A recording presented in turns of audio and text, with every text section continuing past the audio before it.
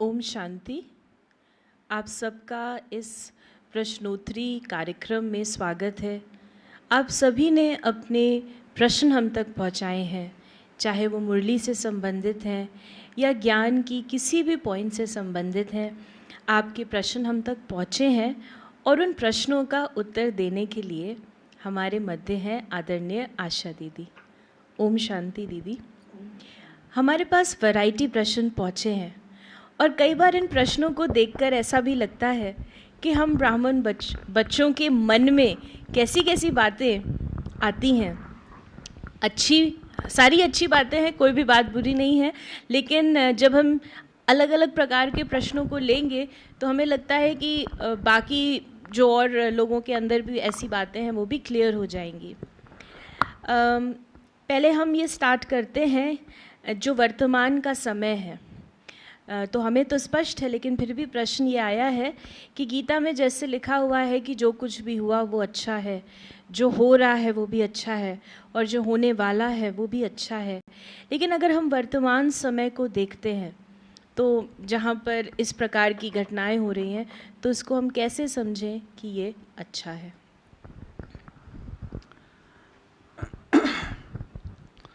शिव बाबा ने हम बच्चों को सृष्टि चक्र का ज्ञान दिया है और सृष्टि चक्र के ज्ञान में बाबा ने संगम युग को चढ़ती कला का युग कहा है। चढ़ती कला माना ये उत्तरोत्तर प्रगति को प्राप्त करेगा।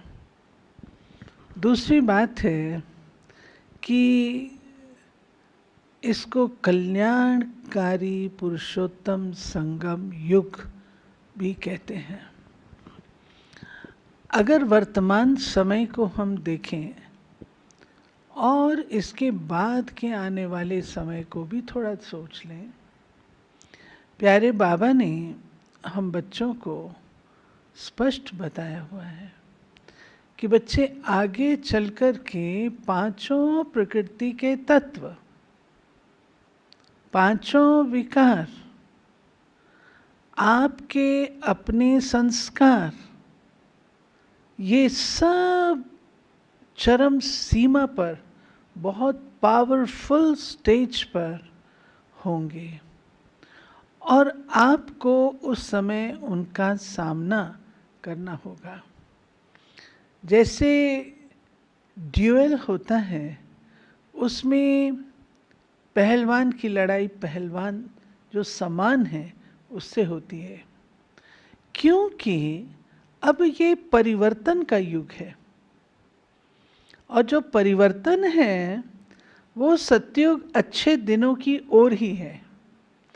रिवर्स में तो हम आने वाले नहीं हैं, आगे ही जाने वाले हैं।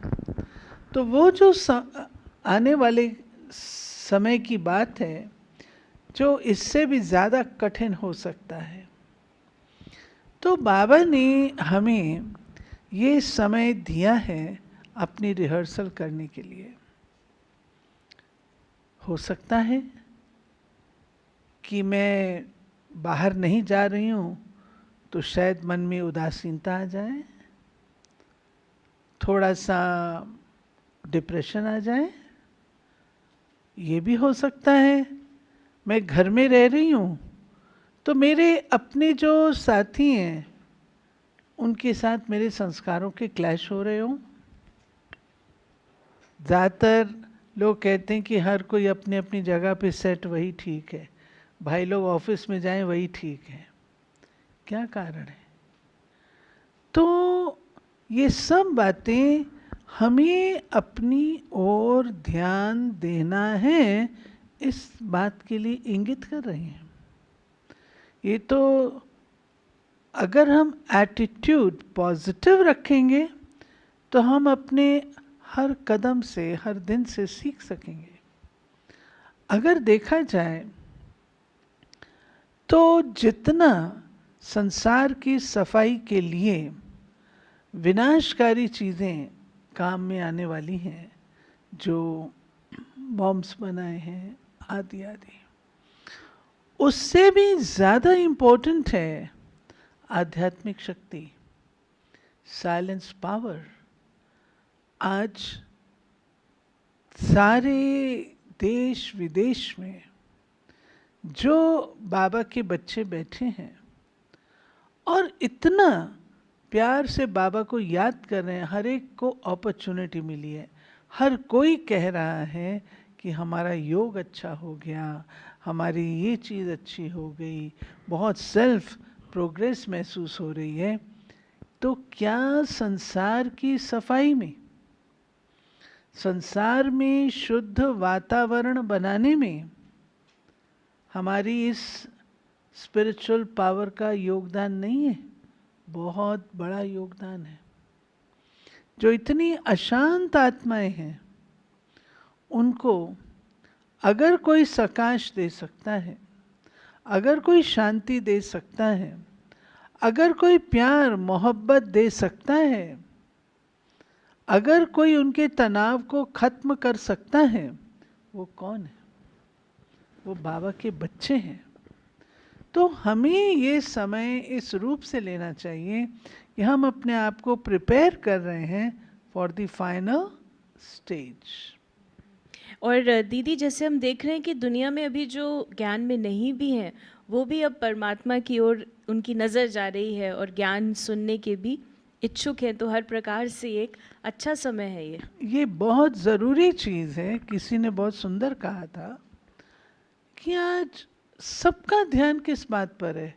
इसकी कोई वैक्सीन निकल आए, इसका कुछ ये हो जाए, इसका ये ज़रूरी है, 100% ज़रूरी है।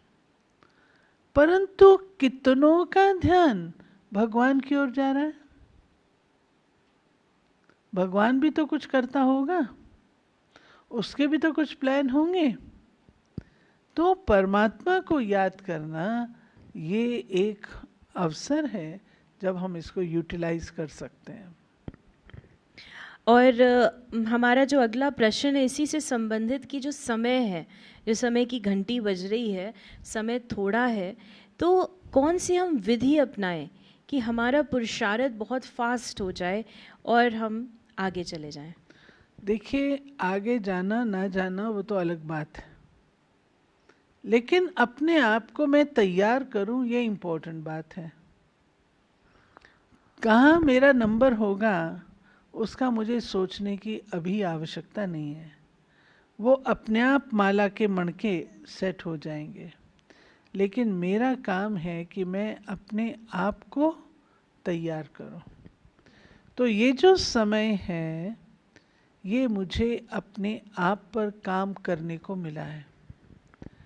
पुरुषार्थ की विधि और कोई नहीं, जो बाबा बता रहे हैं बार बार 3-4 बातें जिन पर हमको अटेंशन देना है।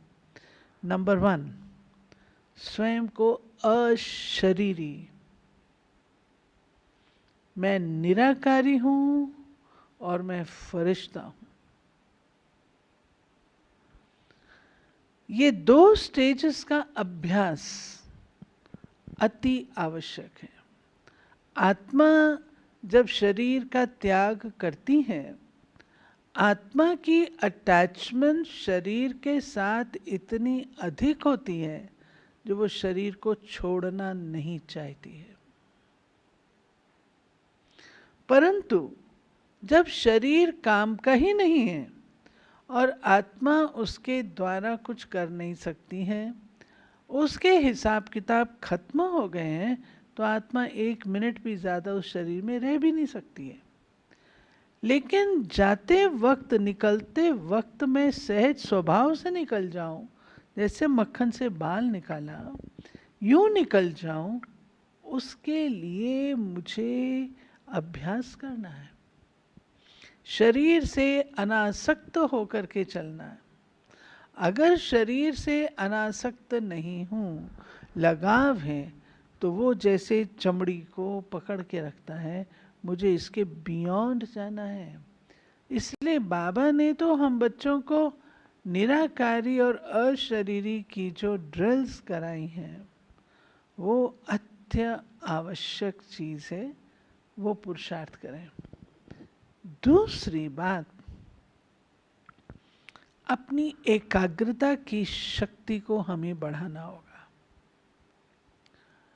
एकाग्रता अर्थात जैसे आज भी दादी गुलजार क्लास करा रहे थे कि क्या मैं मन को जब चाहूं, जहां चाहूं, जैसे चाहूं उसमें स्थित कर सकती हूं? यह आपकी कला है। दादी प्रकाशमणि जी से एक बार पूछा गया कि दादी, हमारा कर्म बंधन चुकतू हुआ, उसकी निशानी क्या है? दादी ने कहा, आप योग में बैठेंगे तो आपका योग तुरंत लग जाएगा, आपको मेहनत नहीं करनी पड़ेगी। ये निशानी है एकाग्रता की। अगर आपके कर्म बंधन रहे हुए हैं और आपकी बुद्धि जा रही है तो माना कमी है, वो हमको चेक करना है। और हर एक कोई चेक कर सकता है कि जब मैं योग में बैठती हूं तो मुझे कितना टाइम लगता है।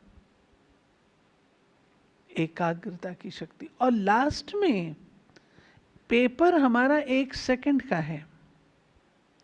उस 1 सेकंड में अगर मेरी क्लीन क्लियर एकाग्र बुद्धि है तो मैं तुरंत पास हो जाऊंगी, अन्यथा फेल हो जाऊंगी। तो फेल होने के लिए तो हम पढ़ नहीं रहे हैं, सारा संगम हम बाबा के साथ हैं, पढ़ाई पढ़ रहे हैं, तो फेल होने के लिए तो नहीं पढ़ रहे हैं ना। इसको हमको बढ़ाना है। और चौथी बात जो बहुत इम्पोर्टेंट है, अब हमें कोई नए हिसाब किताब नहीं बनाने हैं। अगर अब भी मैं नए हिसाब किताब बनाऊंगी, उनको मैं कब पूरा करूंगी? इसलिए मेरे नए हिसाब किताब न बने, उसके लिए 2 शक्तियों की जरूरत है, एक परख और दूसरा निर्णय। ये दोनों शक्तियां मेरे को हिसाब किताब बनने से समझदार बनाएंगी। दीदी, आप इसे थोड़ा और स्पष्ट करें कि जब आपने कहा ये 2 शक्तियाँ, परख शक्ति और निर्णय शक्ति, हमारे हिसाब किताब और नहीं बनेंगे, इससे हमें बचाती है, तो थोड़ा सा इसे आप और हमें इसका स्पष्टीकरण दें। मानो मेरे सामने कोई ऐसी बात आती है जिसमें मेरी इंडल्जेंस की, इन्वॉल्वमेंट की कोई ज़रूरत नहीं है। मेरे को इन्वॉल्व करने की कोशिश की जा रही है, लेकिन मेरी पारखी बुद्धि ऐसी होनी चाहिए कि this is going to consume my time, money and energy. मैं क्यों इसके ऊपर अपना समय लगाऊं? पारखी होकर के उस चीज को युक्ति से अवॉइड कर देना। तो परख बुद्धि ये हमारी चाहिए, कहाँ पर मुझे एक्ट करना है, कहाँ नहीं करना है, कितना करना है, फिर अगले व्यक्ति की इंटेंशंस क्या है, वो किस भाव और भावना से आपके सामने आ रहा है, ये अगर पारखी होंगे। और अगर पारखी बनना है मुझे, तो उसके लिए मुझे न्यूट्रल रहना है, तब आपकी परख शक्ति अच्छी होगी। अगर कहीं पर भी आपका लगाव और झुकाव है, कहीं पर भी आपकी बुद्धि टिल्ट की हुई है, तो आप एक्यूरेट परख शक्ति नहीं ले सकते। तो पारखी बुद्धि चाहिए जब आप बिल्कुल न्यूट्रल हैं। तो और फिर बाबा ने कहा कि निर्णय शक्ति, निर्णय शक्ति है योर जजमेंट पावर। वो भी आपकी तभी होगी, परख शक्ति इसमें मदद कर देती है और आप निर्णय क्विक ले सकते हैं। तो जो 4 आपने हमें पॉइंट्स बताए पुरुषार्थ के, कि एक तो हमको नया, जो अभी बताया कि नया हिसाब किताब नहीं बनाना है इन 2 शक्तियों को इस्तेमाल करके, और अपनी जो अशरीरी और फरिश्तापन की ड्रिल बताई। दूसरा आपने बताया कि योग में हम चेकिंग करें कि हमारा कहीं और हिसाब है या नहीं है, एकाग्रता की शक्ति। और चौथा मैंने 4 बातें बताई थी ना। अच्छा, यानी पहला हो गया ये ड्रिल अशरीरी, हाँ। दूसरा योग में एकाग्रता, हिसाब किताब जो है उसे फिनिश करें, नहीं बनाना है। और चौथा परख शक्ति और निर्णय शक्ति। परख शक्ति और निर्णय शक्ति। तो ये तो आपने जो हमारा अगला प्रश्न है उसका आंसर भी इसमें समाया हुआ है। प्रश्न को हम पढ़ देते हैं जिससे उनको ये धीरज भी हो कि उनका प्रश्न भी लिया गया। कि हम ज्ञान में है 5 साल से, ज्ञान योग भी हम करते हैं, धारणा भी है, तो निरंतर हम आगे बढ़ते रहे उसके लिए क्या प्रेरणा है? तो ये जो 4 बातें बताई आपने, यही इसका आंसर हो जाएगा। हाँ, दूसरी एक और बात है कि कई बार भाई बहने ये बात कहते हैं, हम पहले क्यों नहीं आ गए, पहले आ जाते हैं, हमको 1 साल पहले मिल जाता तो हम ये कर्म बंधन में ना फंसते। नहीं, हर आत्मा के अपने अपने हिसाब किताब है। और हमारा मीठा बाबा ऐसा टीचर है। हम भी जब छोटे बच्चे होते थे तो दादियाँ हमको स्टोरी सुनाती थी यज्ञ की, तो हम दादियों कहते थे हम कहाँ थे, हम क्यों नहीं थे वहाँ। रोते थे हम लोग कि हम क्यों नहीं थे यज्ञ में उस समय। तो दादियाँ कहती थी आप लोग अगर आते ना तो भाग जाते। क्यों? क्योंकि उस समय का पार्ट अपना है, आपका पार्ट अपना है। तो अभी जब हम आए हैं बाबा के पास, जब भी आए हैं, बाबा ने एक बात कही हुई है कि बच्चे जिस दिन से तुम आते हो, जिस दिन से तुम्हें निश्चय होता है, उस दिन से लेकर के बाबा तुम्हारी पढ़ाई के रिजल्ट कैलकुलेट करता है। मानो आप आज की डेट में आए हैं और आपको निश्चय हुआ ये बाबा है, तो स्नेह की मान लो बाबा चेकिंग कर रहा है, तो क्या मेरा बाबा के साथ स्नेह अटूट रहा? क्या मेरा बाबा के साथ स्नेह अव्यभिचारी रहा? क्या मेरा बाबा के साथ स्नेह निस्वार्थ रहा? बाबा ये चेक करता है। बाबा कहते उस दिन से मैं तुम्हारी रेखाएं चेक करता हूँ। तो पास्ट को भूल जाए, जिस दिन से जन्म लिया है उस दिन से स्टार्ट कर ले, उस दिन से लेकर के आज दिन तक अपना रिजल्ट और रिकॉर्ड कैसा रखा है उसमें बाबा मार्क्स देगा। पास्ट को भूल जाइए। बाबा कहते जिस दिन से तुम पैदा हुए ना, मैं तुम्हारा चार्ट वहीं से देखूंगा। ये तो बहुत ही सुंदर आपने बात बता दी कि जो नए भी बच्चे हैं बाबा के, उनके दिल पसंदी बात ये ना, इसमें टाइम मत वेस्ट करें कि कब आए, पहले आना चाहिए था, लेकिन जिस दिन से आए हैं उस समय से हमारी अटूट याद हो, निश्चय हो और हम उसको आगे बढ़ाएं, वही हमारा हिसाब है। दीदी, हमारे पास कई प्रश्न आए हैं, एक तो हम पढ़ेंगे, बाकी उससे संबंधित कई प्रश्न आए हैं और वो है श्री कृष्ण के जन्म से संबंधित। तो बाबा ने भी कुछ समय पहले मुरली में कहा था कि जब कृष्ण जी का जन्म होता है तो किस प्रकार से बाबा ने डिस्क्राइब किया था। और कई ब्राह्मण बच्चे पूछ रहे हैं कि कृष्ण का जन्म कब होगा, क्या उनका जन्म हो चुका है।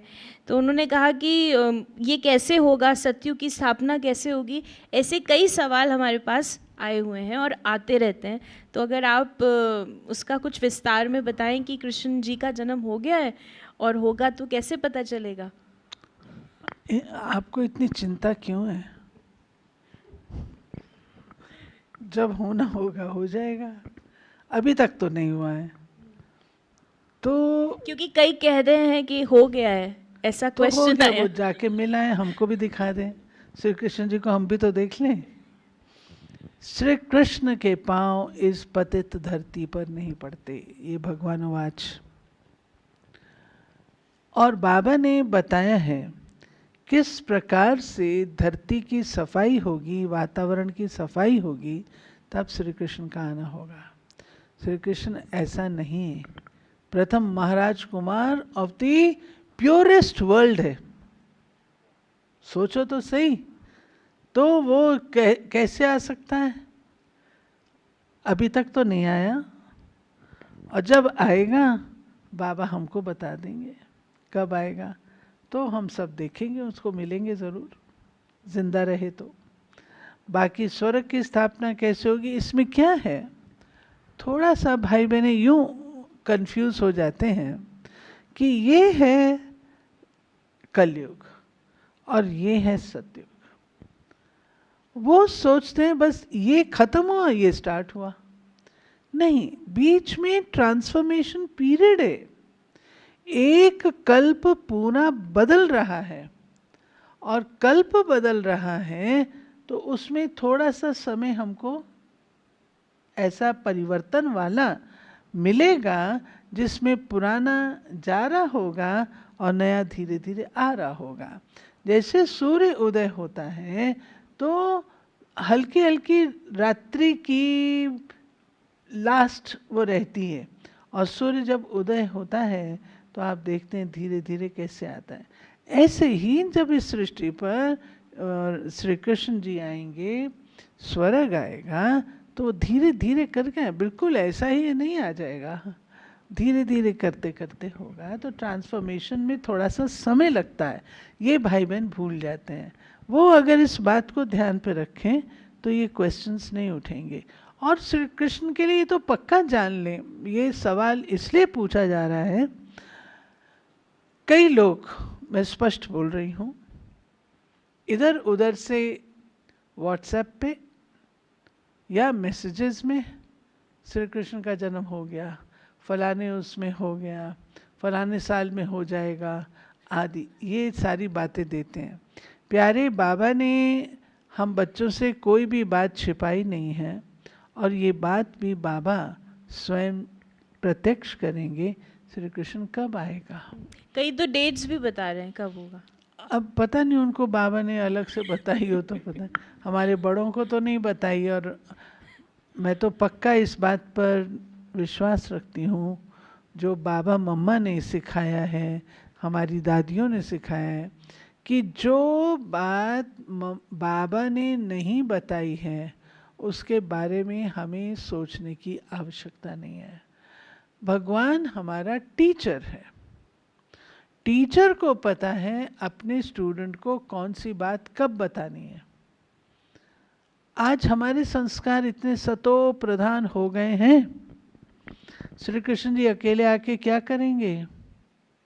उनके जो साथ रहने वाले हैं वो भी तो सतो प्रधान चाहिए। सर्वगुण संपन्न, 16 कला संपूर्ण, संपूर्ण निर्विकारी, मर्यादा पुरुषोत्तम, अहिंसा परमो धर्म, महाराज धिराज, विश्व चक्रवर्ती, ऐसी क्वालिटी वाला एक बंदा तो दिखा दो। एक व्यक्ति नहीं है तो श्री कृष्ण अकेले आ जाएंगे, कोई नहीं होगा उनके साथ में। तो ये सब समझ की बातें हैं, इसलिए इन बातों में हमारा ना जाना ही कल्याणकारी है। लेकिन हम ट्रांसफॉर्मेशन के पीरियड से तो गुजर रहे हैं, और जितना हमारा पुरुषार्थ होगा, जो हमारी जिस प्रकार से हम अपने को ट्रांसफॉर्म करेंगे, तो हम समय को समीप ला सकते हैं। समय को समीप ला सकते हो, ये बातें भी आपको स्पष्ट होती जाएगी। श्री कृष्ण जी से ही संबंधित एक प्रश्न आया है, तो थोड़ा ज्ञान का है तो वो ले लेते हैं कि श्री कृष्ण जी भी सतो प्रधान हैं, जैसे आपने उनकी क्वालिटीज़ अभी बताई, लेकिन श्री कृष्ण जी की भी बहुत ग्लानि होती है कि उन्होंने माखन चोर कहा जाता है और आदि आदि। लक्ष्मी नारायण हैं, उनकी ग्लानि नहीं होती, तो इतने जो महान रहे तो उनकी ग्लानि क्यों हुई? एक्चुअली ये कन्फ्यूजन है, ये श्री कृष्ण की ग्लानि नहीं है। श्री कृष्ण सतो प्रधान और वो छोटा बच्चा, उसकी ग्लानि नहीं है, लेकिन उससे जो पूर्व का जन्म है ब्रह्मा का, शिव बाबा ने ब्रह्मा रथ के द्वारा जो कर्तव्य किए हैं, ये उसके कारण से ग्लानि। जैसे उदाहरण के रूप से कहा कि उसने गोपियों के वस्त्र चुराए। अब भगवान सोचो तो सही, भगवान ये काम करेगा क्या? भगवान ने आकर के गोपी माना गुप्त आत्मा, हम आत्माओं को कहा इन शरीरों को भूलो, जो उन्होंने दिखा दिया कि गोपियों के वस्त्र चुराए। दूसरी बात, माखन चोर, अब वो मटकी फोड़ के माखन लेगा, ऐसा तो कोई भी रॉयल व्यक्ति करता नहीं है, और वो तो रॉयल्टी के अवतार हैं, वो ऐसा नहीं करते। लेकिन वो माखन कौन सा है? ज्ञान का माखन, जो कि हम आत्माओं को शिव बाबा देते हैं। और माखन चोर अर्थात ज्ञान के तो हम सब चोर हैं ही हैं, ज्ञान की मुरली के चोर हैं, जो चीज़ मिलती है उसके चोर हैं, तो वो उसके साथ लगता है। और तीसरी बात और भी कुछ कहते हैं श्री कृष्ण के लिए, 16,108 रानियाँ, बाप रे, 16,108 रानियाँ, और एक एक रानी से 10-10 की संतान।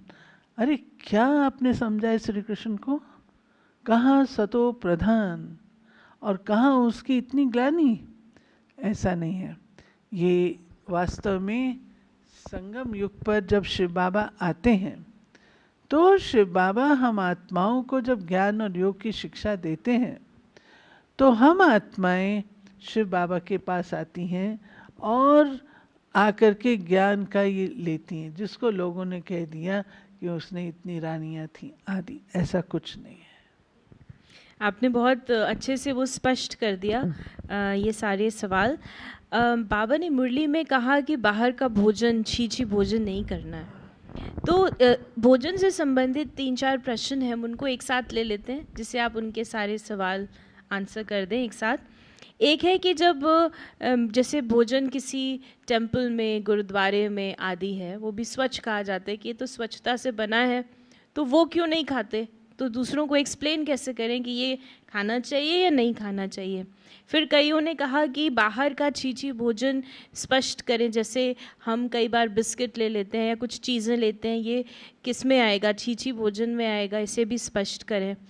और एक सवाल ये भी आया है कि प्याज खाना कैसे छोड़ें, क्योंकि मन में कईयों को प्रश्न होता है कि प्याज तो भाई सब्ज़ी है और सब्ज़ी में डालते हैं। तो ऐसे कई अभी भी जो भोजन से संबंधित प्रश्न हैं, और क्योंकि बाबा ने स्पष्ट मुरली में हमें भोजन की सात्विकता के बारे में बताया है, तो इसके बारे में बताएं। जो पवित्र स्थानों का भोजन है, उसे स्वीकार करना चाहिए या नहीं करना चाहिए, और नहीं करें तो कैसे उन्हें बताएं कि हम क्यों नहीं कर रहे? ऐसा है कि बाबा ने हम बच्चों को हर बात की समझ दी है। हमारे सात्विक भोजन की परिभाषा है, जो भोजन पवित्र हाथों का, शिव बाबा की याद में बनाया हुआ, शिव बाबा को भोग स्वीकार कराया हुआ है, वो भोजन सात्विक है। तो इसमें हमको चेक कर लेना है। यदि हम कहीं जाते हैं तो हम उन्हें ना नहीं करते हैं, हम श्रद्धा भावना से प्रसाद मिलता है, हम स्वीकार करते हैं, लेते हैं। स्वीकार तो किया ना। ऐसे ही जो श्री कृष्ण जी हैं, आपने बिस्किट आदि का नाम लिया, श्री कृष्ण हैं, तो जब आप बोल रहे थे तो मेरे को ख्याल आ रहा था, क्या हम श्री कृष्ण जी के आगे कभी बढ़िया बढ़िया क्वालिटी के बिस्किट्स, चॉकलेट्स, केक का भोग लगाते हैं?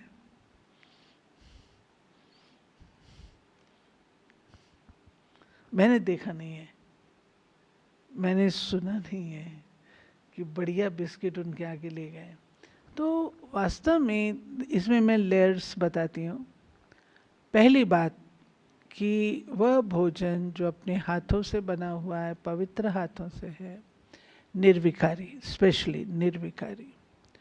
और यहाँ तक कि अगर आप क्रोध में हैं तो भी अगर आप भोजन करेंगे तो वो भी अशुद्ध है। क्रोध में रह कर के अगर आप भोजन बनाएंगे, वो भगवान कैसे स्वीकार करेगा? नहीं। पवित्रता, ब्रह्मचर्य व्रत, उसमें रह करके, और उसमें भी मन आपका शुद्ध चाहिए, योगी लाइफ चाहिए। मन की शुद्धि नहीं है। इधर आप टीवी लगा करके फिल्म देख रहे हैं, इधर आप खाना बना रहे हैं, उस खाने में सात्विकता ना। आप ब्रह्मचर्य व्रत धारण किया आपने, लेकिन खाने में सात्विकता तो नहीं है, वाइब्रेशन कौन से जा रहा है? तो भोजन बहुत आला चीज़ है, जिसके लिए हमें बहुत ही योग युक्त, बाबा क्यों कहता है कि जिस समय भोजन बनाते उस समय कोई ना हो, भोग लेकर जाते किसी की दृष्टि ना पड़े। आज भी पशुपतिनाथ जी के मंदिर में मैंने देखा, जब भोग लेके जाते हैं, या साउथ इंडिया के ऐसे मंदिर हैं जब भोग लेकर के जाते हैं तो रास्ता बिल्कुल क्लियर होता है, किसी की नजर भी ना पड़े। क्यों? कुछ तो कारण रहा होगा ना। तो वो है शुद्धता, स्वच्छता, पवित्रता जो हमारी होनी चाहिए, और वो मन की शुद्धता चाहिए, नंबर 1। दूसरा, बाबा को भोग स्वीकार कराएं। क्या कभी किसी मंदिर में प्याज की अच्छी सी सलाद की प्लेट बना के ले गए आप ले जाएंगे तो पंडित जी आपको बिल्कुल बाहर कर देंगे। उसे तामसी भोजन कहा जाता है, जो शरीर के लिए आवश्यक नहीं है। कई लोग इस तरीके की दलील देते हैं, उससे हमको ये फ़ायदा, ये फ़ायदा, ये फ़ायदा। ज़रूरी नहीं वो फ़ायदे उसी के अंदर हैं, और वस्तुएं उसको रिप्लेस कर सकती हैं। तीसरी बात है, वह भोजन जो कि हमारे मिलिट्री के भाई बहनें लेते हैं, बाबा उनको कहते हैं ऐसे इमरजेंसी में दृष्टि दे करके खा सकते हो। ये किसको कहा? मिलिट्री वालों को कहा, आर्मी वालों के लिए कहा, हम लोगों को तो नहीं कहा। बहुत मुश्किलात पड़े, ऐसा कुछ घटना हो जाए तो आप ब्रेड ले सकते हैं, वो भी श्रीमत के अनुसार, बिना उसके नहीं। जिस दिन बाबा ब्रेड की बात मुरली में कहता है ना, क्लास के बाद आप देखेंगे 2-4 ऐसे जरूर निकलते हैं, दीदी आज तो बाबा ने ब्रेड की छुट्टी दे दी। किसको दी वो भूल जाते हैं। तो ये हमको एक ये भी बात ध्यान पे रखनी है। तो भोजन की बात ये है, और सच्चाई की बात ये है, कई लोगों को शौक होता है हमने छोले भटूरे खाने हैं, फलाने स्थान पे जाके खाने, आदत पड़ी हुई है। तब बाबा, ऐसी आत्मा कोई सामने बैठी हुई है, तब बाबा ऐसी मुरली भी फिर चलाते हैं। ऐसे ही एक सवाल इसी से संबंधित है कि ये आदत जो है, जैसे प्याज खाने की आदत या बाहर खाने की आदत, अभी आदत छोड़ना तो चाहते हैं, तो ये कैसे छूटेगी? अब इनको ज्ञान मिल गया, जानते घर खाना में नहीं। बनाना सीखे ना। बाबा ने सब चीज घर में बनाना सिखाया है, योग युक्त स्थिति में रह के सिखाया है। आपने देखा होगा, हमारे पास जब भाई बहनें आते हैं, सेवा केंद्रों पर भाई बहनें जाते हैं, तो कोई उसमें ज़्यादा जिस तरीके की आपको भोजन की प्लेट मिलेगी होटल में, वैसे तो नहीं होती। सिंपल दाल रोटी चावल आपको मिलता है, लेकिन उसमें स्वाद होता है। वो स्वाद किस चीज़ का है? शिव बाबा की याद का स्वाद है, प्रेम का स्वाद है, जो उसमें एब्सेंट होता है। एक और प्रश्न का हमारे पास समय है, और तो उन्होंने कहा कि बाबा कहते हैं कि मैं कालों का काल हूँ, महाकाल हूँ, मैं सबको लेने के लिए आया हूँ। और फिर बाबा ये भी कहते हैं कि मैं विनाश नहीं कराता।